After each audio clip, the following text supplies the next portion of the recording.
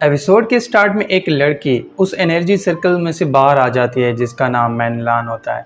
अब जैसे ही golden chicken मैनलान को देखता है तो वो फौरन गोल्डन चिकन से एक इंसान में ट्रांसफॉर्म हो जाता है और भाग के उसे गले लगा लेता है। जिसके बाद चिंजू रिवील करती है कि ये दोनों लवर हैं, यानी ये एक दूसरे से बहुत प्यार करते हैं। इसी बीच शियाओ की नज़र मैनलान के कान पे पड़ती है जिसमें उसने सेम चिंजू जैसी एयररिंग पहनी होती है। क्योंकि शियाओ ने उसकी एयररिंग चुरा ली थी, इसलिए ये सोच के चिंजू शर्मा जाती है। तभी मैनलान रिवील करती है कि कई साल पहले मैं एक माउंटेन पे अपनी पावर्स को कल्टीवेट कर रही थी कि अचानक मेरी कल्टीवेशन गलत हो गई। सिर्फ यही नहीं, उस कल्टीवेशन के गलत होने से मेरी जान भी जाने वाली थी। तभी फैंग ने आकर मुझे बचा लिया और उसी दिन से मैं फैंग से प्यार कर बैठी। हालांकि मैं फैंग से प्यार करती थी, मगर मेरे फादर ने मेरी शादी जिनपेंग फैमिली में तय कर दी। ये सुनते ही हम दोनों ने वहाँ से भागने की कोशिश की, मगर मेरे बड़े भाई और जिनपेंग फैमिली के एल्डर ने हमारा पीछा नहीं छोड़ा। और जब हम एंशिएंट स्क्रॉल की मदद से टेलीपोर्ट करने वाले थे, तभी उन दोनों ने फैंग पे अटैक कर दिया, जिससे फैंग उस माउंटेन से नीचे गिर गया। और उस दिन के बाद आज मैं फैंग से मिली हूँ। क्योंकि फैंग अब उसकी आंखों के सामने था, इसलिए मैनलान उसे अपनी एयररिंग दे देती है, जिसे सेलेस्टियल एयररिंग कहा जाता है। ये सुनते ही फैंग उसे कहता है कि अगर आज मैं ज़िंदा हूँ तो सिर्फ तुम्हारे प्यार की वजह से, वरना तुम्हारी जुदाई में मैं कब का मर चुका होता। इसी बीच जिन मैनलान को कहता है कि क्योंकि चिंजू की शादी मेरे क्लैन में होने वाली थी, इसलिए अब इस नेक काम में देरी नहीं करनी चाहिए। जिस पे मैनलान उससे पूछती है कि क्या तुम्हारे पास सेलेस्टियल एयररिंग है। जिसके बाद रिवील होता है कि सेलेस्टियल एयररिंग एक पावरफुल मैजिकल एयररिंग है जो दो प्यार करने वालों को आपस में मिलाती है। और ये एयररिंग सिर्फ हेवनली पवेलियन की लड़कियों के पास होती है, जो कि सिर्फ अपने लवर्स को देती हैं।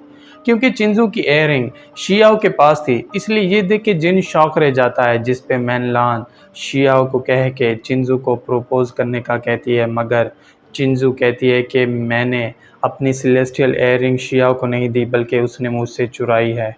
क्योंकि वो फॉर्मेशन बंद होने वाली थी, इसलिए मैनलान, फैंग और एल्डर उसके अंदर चले जाते हैं। फैंग शियाओ को उसकी जान बचाने पे थैंक्स कहता है और गुड बाय कह के वहाँ से चला जाता है। और जाते जाते उसे बताता है कि मेरा नाम कोंग है। क्योंकि वो तीनों चले गए थे और चिंजू वहीं पे रुकी हुई थी, इसलिए शियाओ उससे पूछता है कि कहीं सच में तुम मेरी बीवी तो नहीं बनना चाहती। ये सुनते ही चिंजू शर्मा जाती है और भाग के फॉर्मेशन की तरफ चली जाती है।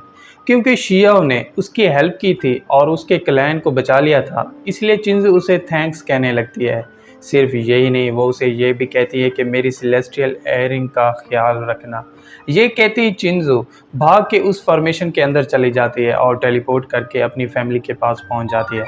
हालांकि जिन ने शियाओ की जान लेने की कोशिश की थी, मगर शिया उसे फॉर्मेशन में से गुजरने देता है ताकि वो भी अपनी जिनपेंग फैमिली से दोबारा मिल सके। ये सुनते ही जिन खुश हो जाता है और उसे एज ए थैंक्स अपनी फैमिली का फेदर दे के वहाँ से चला जाता है।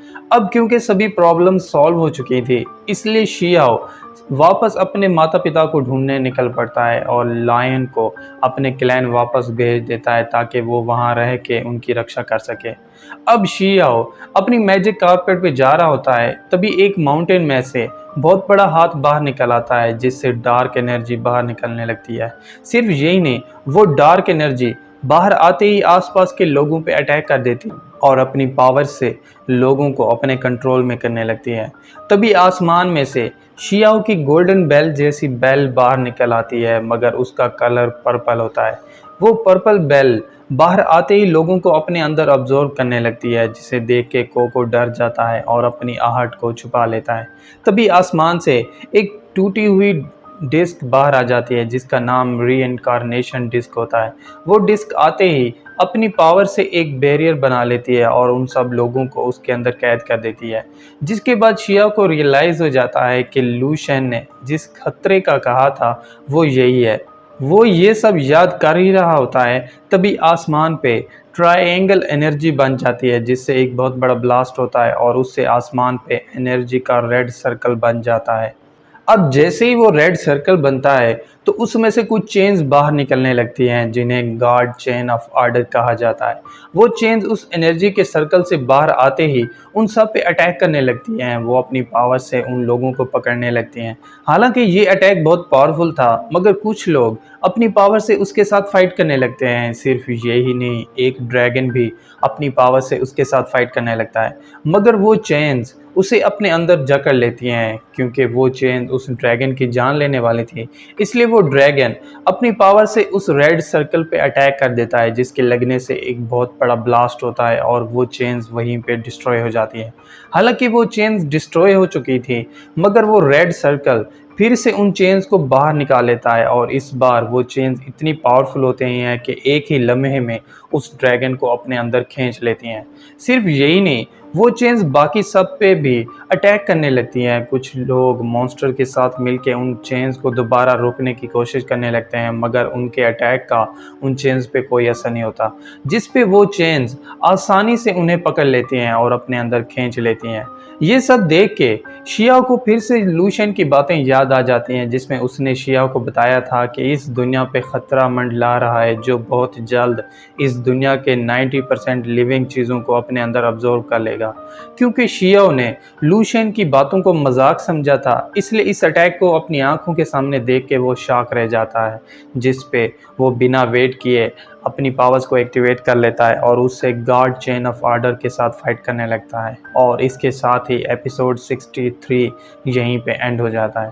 तो दोस्तों, अगर आपको एपिसोड 63 की एक्सप्लेनेशन अच्छी लगी हो तो चैनल को सब्सक्राइब और वीडियो को लाइक ज़रूर कीजिएगा। और अगर आप चाहते हैं कि मैं आगे के एपिसोड्स को भी एक्सप्लेन करूं तो कमेंट करके ज़रूर बताइएगा। Thank you.